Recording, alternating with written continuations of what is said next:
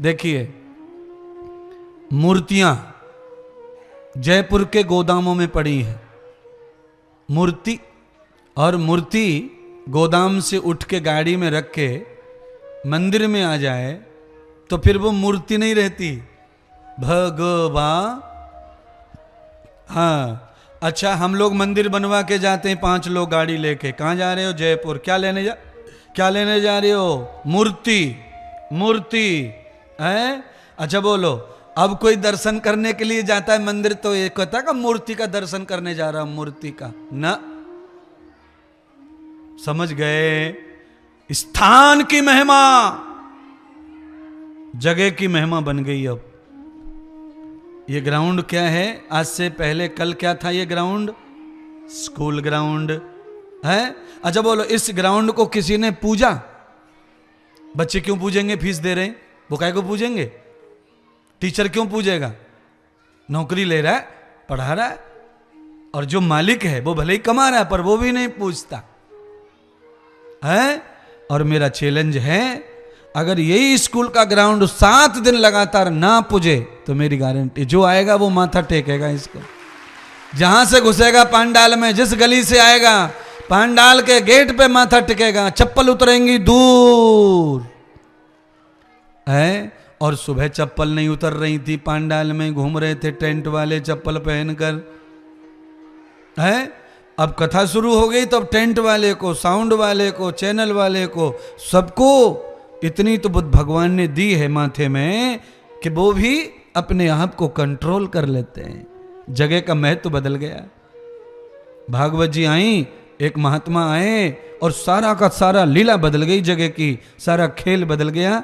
ऐसे ही एक महात्मा जंगल में कहीं भी मंगल कर देता है, ऐसे ही भागवत और महात्मा अपने आप मंदिर बना देते हैं किसी भी टेंट को। ये टेंट केवल कथा का नहीं है, ये शादी में भी लगता है, नेताओं के भाषणों में भी लगता है, पर यही टेंट है। भाषणों में जब लगता है इसकी क्या औकात, शादी में लगता है क्या औकात, और आज कथा में लगा है तो लोग इस कपड़े को महत्व दे रहे हैं, पूज रहे हैं, इसे भगवान मान रहे हैं, तीर्थ मान रहे हैं।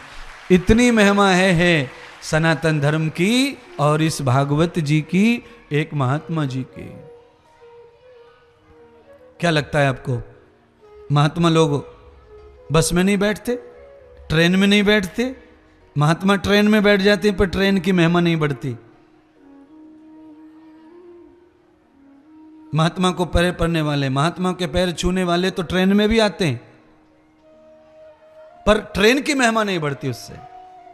क्यों? महात्मा अनुष्ठान में नहीं है, महात्मा प्रपंच में है, इसलिए महिमा बढ़ेगी नहीं। और यहां महात्मा अनुष्ठान में है, इसीलिए अपने आप महिमा बढ़ जाती है स्थान की। तो यार वेदाम यथ पुरुषस्य धीमहि है। हवाई जहाज में कथा जब मैं गाऊंगा उस समय हवाई जहाज की महिमा बढ़ जाएगी, और वैसे उसकी कोई महिमा नहीं है। मैं बहुत बार बैठता रहता हूँ, कोई उसे हल्दी कंकु नहीं फेंकता और कोई हवाई जहाज को नहीं पूजता, पर जब भागवत गाने जाएंगे तो हवाई जहाज को भी पूजा हो जाएगी महाराज। ये महिमा केवल इनकी है, भागवत जी की, कन्हैया जी की, कृष्ण जी की, राधा जी की। तो भागवत के आने से जैसे ये ग्राउंड मंदिर बन गया, ऐसे ही भजन अगर मुख में आ जाए तो ये मुख भी मंदिर बन जाता है। पर इस मुख में नालायक में प्याज, लहसुन, अंडा, मांस, तमाकू, गुटखा, दुनिया भर की चीजें घुस गईं। अब निकालो उसमें से, है कोई बात नहीं है। मंदिर जब बनते हैं तब दुनिया भर के गंदे लोग मंदिर बनाते हैं। मिस्त्री दुनिया भर का गंदा होता है। वो कोई मिस्त्री अंडा खाता है, कोई दारू पीता है, कोई तमाकू थूकता है, कोई बीड़ी पीता है, और काम मंदिर का चल रहा है। राम मंदिर के पत्थर काटने वाले मिस्त्री कोई नहा धो के गंगा जल से थोड़ी आए, वो भी ऐसे ही है, पर उसकी शुद्धि हो जाएगी, धो दिया जाएगा, हवन कर दिया जाएगा, प्राण प्रतिष्ठा कर दी जाएगी। ऐसे ही मैं तुमसे कहता हूं, ये जो तुम्हारा मुख अशुद्ध हो गया है इसको शुद्ध कर लो। हरि गुण गाकर, गुरु मंत्र गाकर, भजन गाकर, कीर्तन गाकर इसे शुद्ध कर लो, ये शुद्ध हो जाएगा। ये दरवाजा है मंदिर का। मंदिर ये पूरा का पूरा बॉडी है। इसमें राम और आत्मा दो बैठे देवता, दोनों का सीता राम राधे श्याम दो बैठे। इस मंदिर को भी शुद्ध कर लो, इसमें भी जरा माकड़े लग गए हैं।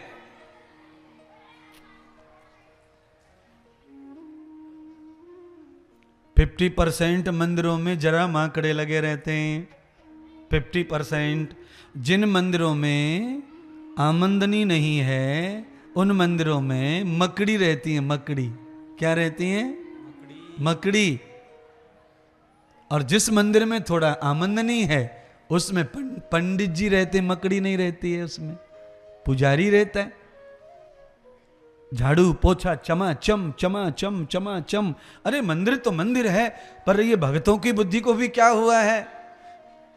जहां चमाचम है उधर भागते हैं। ये नहीं देखते कि ये भी राधा है, ये भी कृष्ण है, ये भी सीता है, ये भी दुर्गा है। यहां पर ये मासूमियत, यहां मकड़ी, यहां पे सब शोक छाया हुआ है। इसको भी रंग बिरंगा कर दो, इसको भी लहला दो। कैसे?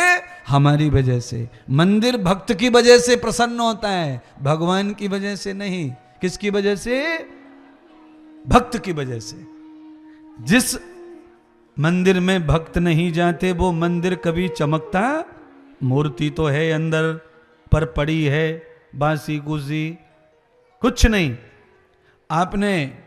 आपने खुद ने कितने ने देखा होगा कि मंदिर में टांग पसार के सो रहा है कुत्ता? आपने देखा कि नहीं देखा? झूठ मत बोलना, देखा है तो हाँ, गुरुजी सही बता रहे हैं आप। है फिर आप सोच रहे होंगे आप कैसे देखते हैं इन चीजों को? मैं कलश यात्रा में रथ में बैठता हूं तो यही देखते जाता हूं। मेरे पे काम क्या है? रथ में बैठ के क्या काम? खाली इतना काम है कि दचकी पचकी आवे तो गिरो मत, पकड़ के रख लो। बाकी यही देखते चलो कि हो क्या रहा है दुनिया में। कोई मोहब्बत मिले तो मोहब्बत कर लो, कोई ईर्षा घृणा मिले तो मुंह फेर लो, कोई प्यारा मिले तो आंखें खूब मिला लो, प्रेम करो, हंसो। और कोई दुश्मन दिखे मुंह सकोड़े मोड़ो, तुम अपना अलग कर लो अपना मुंह, सकोड़ने वाले को देखो ही मत। आज भी कई लोग मिले मुझे ऐसे जो मुंह सकोड़ के, यात्रा को देखा मुंह पे 25-30 बजा लिए उन्होंने, लोगों के 12 बजते। तो मैंने कहा तुम जितने हो उससे ज्यादा मैं हूं। हंसने वाले, चाहने वाले, प्यार करने वाले इतने आगे पीछे रथ के घूम रहे, मैं तेरी तरफ क्यों देखूं बजमारे? हाँ, एक लड़का मोटरसाइकिल पे बैठा था टेढ़ा मुंह करके, तो हमने कहा तूने तो इधर से देख के किया है, हम तो पहले से ही करके बैठे हैं तुझसे, तो इतना तो हम इतने। जरूरत क्या पड़ रही है? प्रेम को चेहरे इतने, प्रेम के चेहरे, तो ईर्षा के चेहरों को देखकर खुद को तकलीफ में डालने की जरूरत, मुख मोड़ लो उनसे।